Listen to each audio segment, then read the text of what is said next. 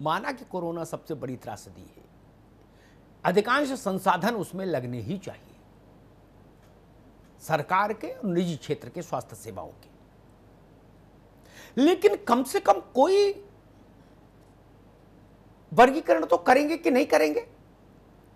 22 करोड़ की आबादी उत्तर प्रदेश की, मैं मान लूं 10% आदमी भी बीमार होगा तो 2.25 करोड़ नॉन कोरोना, जो कोरोना के आने से पहले से बीमार था, वो 2.25 करोड़ कहां जाए? कोरोना कोरोना चिल्लाए घर में बैठ के, ये छाती पीटे। डॉक्टर साहब तो बंद कर दिए दुकान, प्राइवेट वाले, हॉस्पिटल बंद, बड़े बड़े निजी हॉस्पिटल जिन्होंने सरकार से जमीनें ली कम पैसों में, वो भाग गए। सरकारी घुसने नहीं दे रहा, वो कह रहा only corona, no other disease. चलो जी, डॉक्टर खुद जान बचा रहा, मरीज हाय हाय कर रहा। अजब सी स्थिति पैदा हो गई, देश भर में पैदा हो गई। मुझे कोई ये समझा दे, गुणी व्यक्ति, काबिल व्यक्ति, आलिम फाजिल, कि जी जब ऐसा कोई साइंटिफिक डाटा मेरे सामने रख दे कि जब कोई बड़ी ऐसी महामारी आती है तो बाकी सब बीमारियां ठीक हो जाती हैं। क्या ऐसा है? नहीं ना, बाकी लोगों को मरने के लिए छोड़ दे। उत्तर प्रदेश में ही 2.25 करोड़ लोग जो भर्ती हैं, अलग अलग बीमारियों के चलते समस्याग्रस्त थे, जो सुबह 5 बजे से जिला अस्पताल में पर्चा बनवाते थे, वो कहां जाए? खिड़की से लेके और मेन गेट के 1 किलोमीटर बाहर तक लाइन लगती थी पर्चा बनवाने की। हर जिले में हर प्राइवेट नर्सिंग होम ठुसा रहता था, हर डॉक्टर के यहां भीड़ रहती थी। और झूठ मेरे साथ चलता नहीं, ये भी एक सच बात है। मैं तो उतनी ही बात कहता हूं जितनी आंखों देखता हूं, बाकी किताब की बात ना मैं कहता हूं ना किसी की मानता हूं, चाहे कितना तर्क दे आदमी। मैं देख रहा हूं खुद घूमकर, जितने प्राइवेट नर्सिंग होम है अस्पताल सब में ताला, गार्ड तक गायब कर दिया, बोले जी कोई पूछने भी ना आए। 20-20 साल से जिनके यहां यजमानी खा रहे थे डॉक्टर, वो भी उनका नंबर भी नहीं उठा रहे।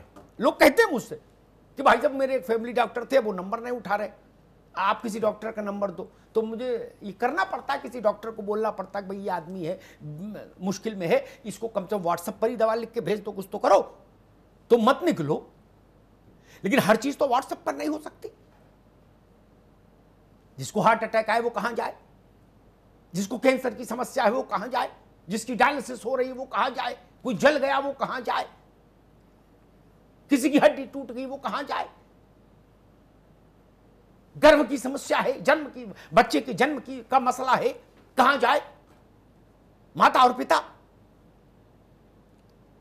मुझे लगा इस विषय पर बात होनी चाहिए। यह शर्मा शुर्मी में बात नहीं चलेगी, और ना कोरोना जिंदाबाद का नारा लगाने से कुछ होगा, मुर्दाबाद या जिंदाबाद से। वो लड़ाई अलग है, ये लड़ाई अलग है, दोनों लड़ाई महत्वपूर्ण है मेरे लिए, इसलिए इनको मिक्सअप भी नहीं कर सकता ना। और ना मुझे प्रशासनिक स्वास्थ्य विभाग के प्रशासनिक अधिकारियों को यह वक्तव्य मान्य है कि नहीं महामारी है, देखिए क्या करें, महामारी है ठीक बात है, उससे लड़िए, वो भी फर्ज है और ये भी फर्ज है। उसमें मरेगा वो भी ननकू रज्जाक है, और इसमें इससे मरेगा वो भी हमारा ही बच्चा है प्रदेश का। तो फिर फर्क क्या है? कोरोना से मरे और चाहे इलाज ना मिलने के कारण हार्ट अटैक से मर जाए, मेरे लिए तो बात बराबर है। यह आशुतोष दुबे जी के रिकॉर्ड के लिए अलग हो जाएगा मामला,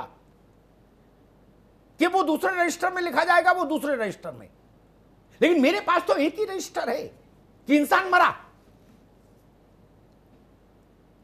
इनको चूंकि आजकल केवल कोरोना की ही रिपोर्ट बना के शासन को भेजनी है, एक्टिव केस कितने आए, कितने डिस्चार्ज कितने हो गए, क्वारंटीन कितने, आइसोलेशन कितने, ये सब बस यही चार्ट ही भरना है, ठीक है।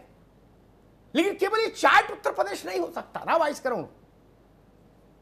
बाकी लोग कहां जाएं, मैं इस प्रश्न को लेकर खड़ा हुआ।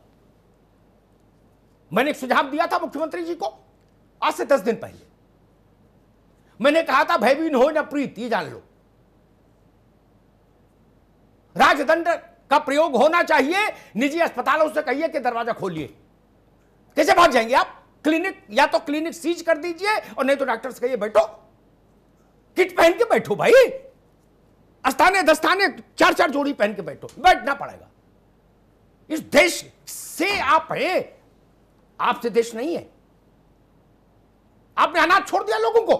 कल तक जिनसे आपने पैसा ले लेके अट्टालिकाएं खड़ी कर ली, बड़े बड़े अस्पताल बना लिए, उन्हीं गरीबों को झूठी सच्ची दवा देकर, जांचें करके, आज भाग जाएंगे।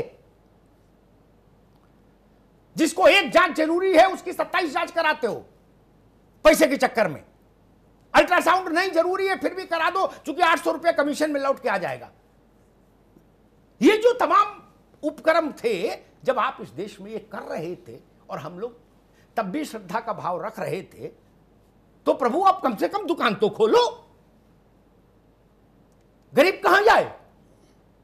ना सीएमओ मिल रहे, ना डायरेक्टर मिल रहे, ना ज्वाइंट डायरेक्टर मिल रहे, कहां जाए? किससे कहे? और कहीं कोई फोन उठा भी ले तो डांट देता, कहता पागल हो, कोरोना का मसला चल रहा है, तुम्हें अपनी पड़ी। क्या करे? कोरोना भी महत्वपूर्ण है, लेकिन अगर मेरी हड्डी टूट गई तो मेरे लिए तो उस वक्त विश्व की सबसे बड़ी समस्या मेरी हड्डी है। किसी के घर में किसी वृद्ध पिता को हार्ट अटैक आ गया तो उस बच्चे के लिए तो लॉकडाउन और कोरोना से बड़ा मसला यह है कि मेरे पिता की जान बचेगी या नहीं। किसी मां के वो समय आ गया संतान को जन्म देने वाला, तो उसको मैं राजाज्ञा दिखाऊं कलेक्टर की कि एतद द्वारा मैं जिलाधिकारी फला जिला फला फला प्रदत्त शक्तियों का उपयोग करते हुए घोषणा करता हूं कि लॉकडाउन रहेगा। उस राजाज्ञा को पढ़कर उस स्त्री को कुछ लाभ होगा? नहीं ना। उसको अस्पताल चाहिए, महिला चिकित्सक चाहिए। कैसे मिलेगा? यह व्यवस्था करनी होगी। यह व्यवस्था नहीं होगी तो उत्तर प्रदेश और बड़े फलक प्रदेश बड़ा नुकसान उठाने के लिए तैयार रहे।